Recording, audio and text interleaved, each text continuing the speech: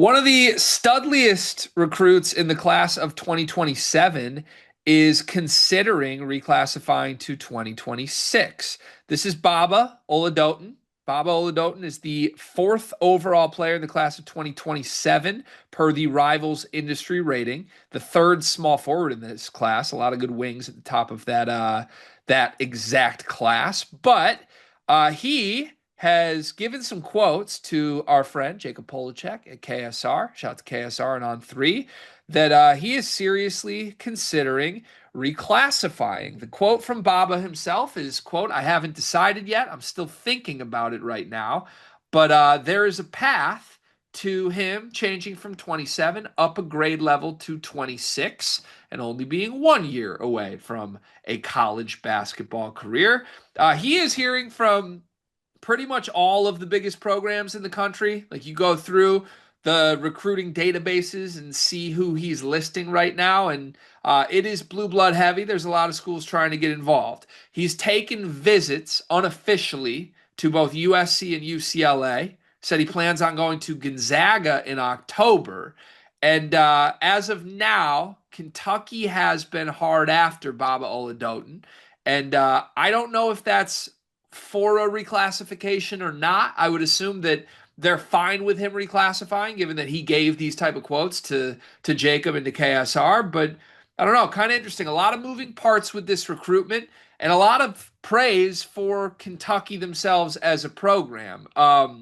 Baba's constantly saying that his dad is the one who talks to the schools. He said, "Everyone in the country's been calling. I'm taking my time right now to evaluate it. I'll pray to God. I'm processing everything right now. But for now, my dad is handling most of that."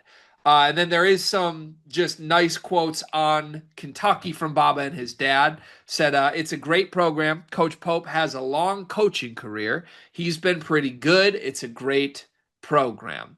A lot of moving parts, Riley. Start wherever you'd like on this. Baba's game, the recruitment in general. What are your thoughts?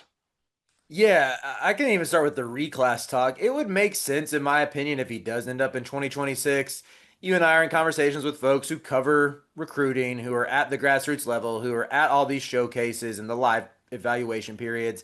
It seems like the consensus that we keep hearing is, oh, this class sucks. This class is weak. There's hardly any stars. So maybe if you reclass and you give yourself, I guess, more of an opportunity to distinguish yourself among your peers, could lead to a greater earning power, could lead to a higher NBA draft selection whenever that time comes.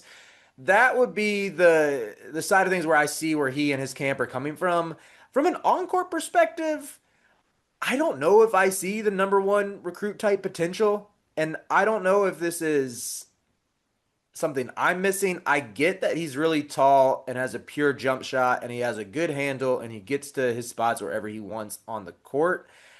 I think it's the size. Like he's 6'9", but he's 175 pounds. He is so skinny. And I get he's playing for Team Durant, but that doesn't mean that he's Kevin Durant. That doesn't mean that just because he's tall, skinny, and kind of has a bag that we have to crown him as the guy that his team is named after in terms of potential or archetypes to even follow. So, uh, like I would even compare him to Tyron Stokes in the sense of number one kids in a weak class. When you watch Tyron Stokes, it's like, oh yeah, I see the vision here. Where even with sort of the circus that comes with Stokes, the athleticism is crazy. It pops off the screen. He can do everything on a basketball court. I just don't have those same types of vibes with Baba. Even looking at other guys in the class like Nazir Anderson, I think he has way more flash and has some of the more desirable pro ready type of traits. And I get, talking to Goodman about him. Goodman was saying that a year ago, Baba was almost exclusively seen as an upside guy, where now he's starting to have the production that matches it. He's putting it all together. He's scoring over 20 points a game. So in that world, yeah, I get it. I'm just a little bit hesitant to view him as a program shifting recruit, if that makes sense. Today's video is sponsored by LabCorp On Demand. Card, do you take care of yourself? I try my best to, yeah. Like not just treat yourself to expensive meals, but like you go to the doctor and things like that? No, I just take care of myself. There's no need to go to the doctor unless I'm not taking care of myself, right? Are you afraid of the doctor, Cart? Just a little bit. I mean, if nothing's wrong, why would I go there? Listen, I'm the same way, and so are millions of men across America. But that's why LabCorp On Demand is helping millions of people like us. With their men's health test, you can get a comprehensive look at your hormone levels, your total testosterone, and you don't even have to go to the doctor. It's easy, and you get the results the next day. Testosterone, is that a big thing?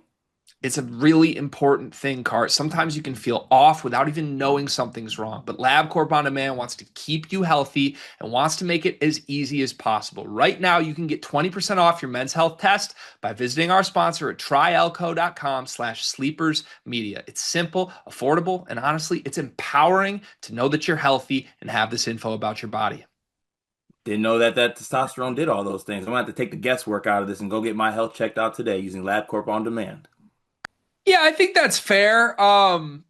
Listen, I think there's a lot of, I don't want to say red flags, but maybe just like interesting notes on Baba the more I hear from him. Like anytime he or his dad give quotes or just the way this recruitment's going, it's unconventional to say the least, I would say. Like conventional in the sense everybody wants him. I get why everyone wants him. I think you watch him play basketball, it makes sense. The upside here is probably higher than anybody else in the 27 class.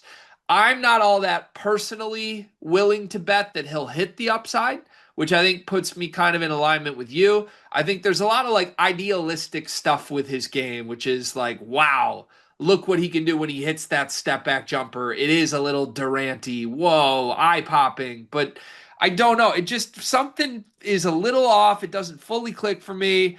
I think like I look, I haven't actually like talked to him personally, so I don't want to hold any specific quotes against him, but you know how I feel about reclassifying. I never really think it's the right move. I think there's a lot of personal, individualistic motivations when guys reclassify, and sometimes that says something about you. And um, to me, if he stayed in the class of 2027 and wants to be the number one player in the class of 27, go earn that on the prep level, be that right away. Great. You will be awesome somewhere. If he's reclassifying up to 26, if I'm Kentucky, I don't know that I'd love that.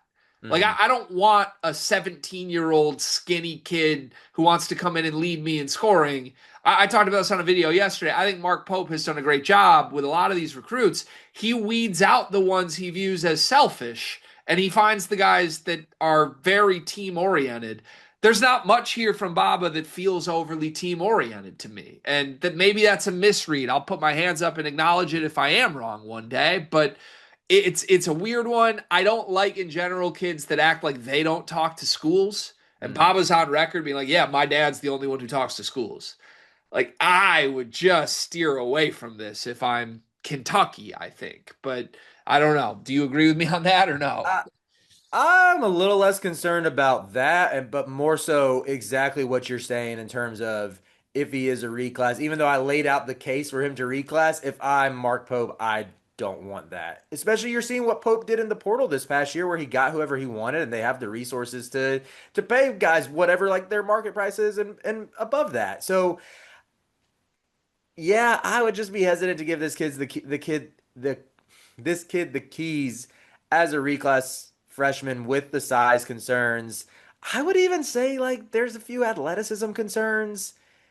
He's a pretty good rebounder. I think he has a good motor, but it's not like his putbacks are finishing above the rim. You see some of the transition dunks, and I can't tell if they just look really cool because he knows how to like cock the ball back and he's 6'9", so he doesn't have to get up that high to finish above the rim, but he's not like this freak athlete, and he makes up for it with some of the skill, with his the on-ball ability to create separation, and he's got really good footwork and everything. But yeah, to me, this isn't the type of kid who if I'm a program like Kentucky, I'm wanting to give the keys to and say you're our guy when you reclass. I'm more so like if I'm a Mizzou caliber program, let's use them as an example, with them likely to get Jason Crow and their influx of cash that's heading their way. And you could say if he's not baby KD, as all his YouTube videos suggest, maybe he's baby MPJ. So maybe he should go to Mizzou and take as many shots as he wants there. But yeah, that's kind of how I view him as a prospect. And even I think you laid out a really good argument for maybe how Pope should be approaching this. This is why Pope gets paid the big bucks, right? To navigate tough situations like this, make decisions that are best for the program. I would guess if Baba does reclassify, he does end up at some school that is not all that serious of a contender and just wants to get a bunch of shots up and get to the league as soon as possible. Nothing wrong with that. That's been a viable option for professional basketball players for years and years and years, but it doesn't exactly mesh with the culture that Mark Pope has been building at Kentucky. So we shall see. This is probably the lowest you're going to find two people collectively on Baba, though. I do want to make that clear. There's absolutely a world that Riley and I are just flat out wrong here, and that Baba ends up taking college basketball by storm, being one of the best players in that class, whether or not he reclassifies, and even potentially being the number one pick in the draft. It's why so many people are just tantalized by what he can bring to the table. And it'll be fun no matter what, wherever he ends up, to see him in a college basketball uniform.